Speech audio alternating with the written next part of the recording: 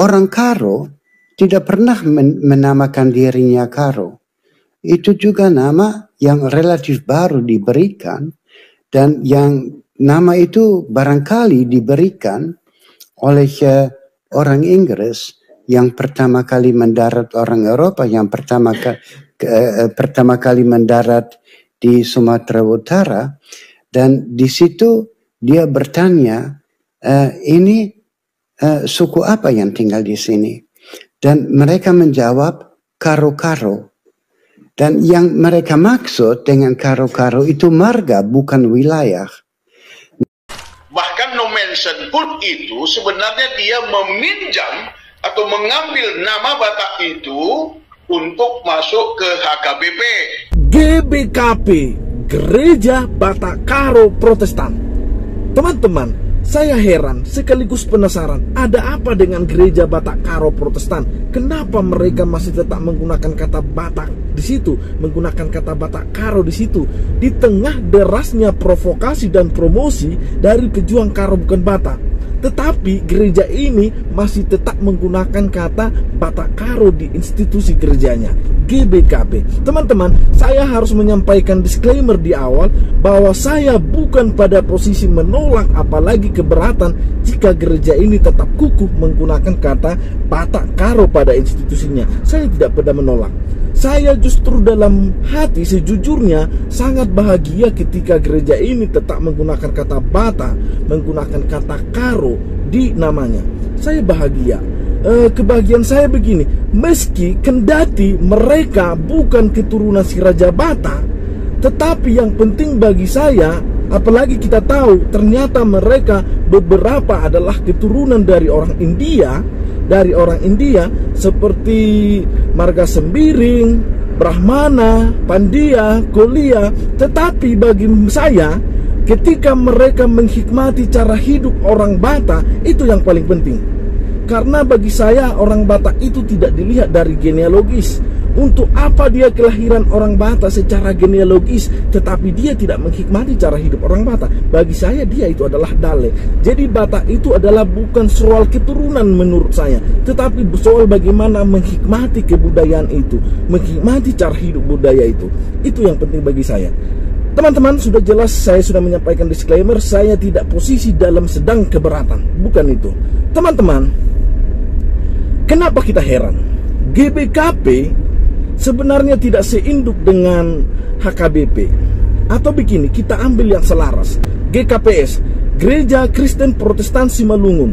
Ini dulunya adalah sebuah gereja yang mekar dari HKBP Simalungun. Tetapi kemudian ketika mereka mandiri, mereka melepaskan kata Batak. Hal yang sama juga terjadi dengan GKPA, Angkola. Mereka ini dulu adalah dari HKBP Angkola. Tetapi kemudian ketika mereka mekar sendiri, mandiri sendiri, mereka menghilangkan kata Papa. Entah itu politis atau tidak, tetapi itulah faktanya. Yang selanjutnya adalah Pak. Hal yang sama juga terjadi dengan mereka. Mereka menghilangkan kata Batak setelah mereka mekar sendiri. Teman-teman, GBKP pada posisi sekarang tetap menggunakan kata Batak Karo pada namanya. Ada apa mereka ini sebenarnya? Ada apa?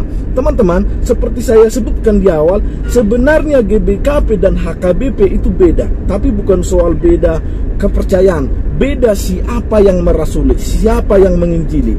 Kalau HKBP yang menginjili adalah orang Jerman, RMG, no mention, itu dari HKBP, dari Jerman. Kalau orang Karo pada tahun 1890 yang menginjili mereka ini adalah orang Belanda. Orang Belanda, Kruit. No mention di Tanah Batak, di Batak Toba, di HKBP, Kruit di GBKP. Belanda versus Jerman. Padahal kalau kita tahu secara politik internasional saat itu, Belanda dan Jerman tidak pada posisi berdamai, tidak posisi sekutu maksud saya. Malahan kemudian Jerman menyerang Belanda yang mengakibatkan adanya Perang Dunia II. Teman-teman, Karo sebenarnya adalah orang yang kukuh pada pendiriannya. Barangkali karena itulah mereka tetap menggunakan kata Batak pada institusi gerejanya. Saya sebut kenapa mereka kukuh pada pendiriannya, karena ketika Kuit datang ke tanah Karo untuk menyebarkan agama Kristen, orang Karo tidak begitu saja mau, tidak mau. Malah kemudian kita tahu Kuit keluar, cepat pulang dari tanah Karo, hanya 1 tahun. Ketika dia merasa tidak mampu, tidak berhasil, dia seperti menyerah lalu kemudian digantikan. Yang kemudian membuat berhasil adalah Joustra. Setelah 3 tahun 6 orang yang baru dibaptis, 6 orang dibaptis. Setelah 10 tahun 25 orang yang baru dibaptis. Itulah kukuhnya kepercayaan orang Karo kepada apa yang sudah dia diami, apa yang sudah dia percayai selama ini, yaitu agama Tomena yang konon katanya erat hubungannya dengan Hindu. Yang konon katanya begitu.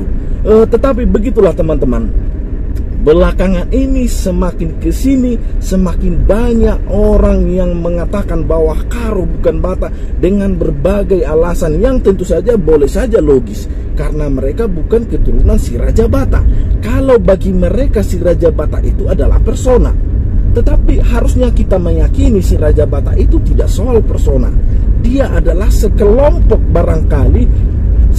manusia yang mempunyai cara hidup dengan cara hidup kita yang sekarang ini dalam beradat. Itulah menurut saya secara Batak.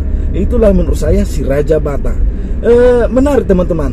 Kenapa dengan HGBKP ini tetap menggunakan kata Batak Karo pada namanya? Barangkali ada yang tahu, silahkan berikan komentar, karena kita semakin menarik untuk membahas ini. Horas.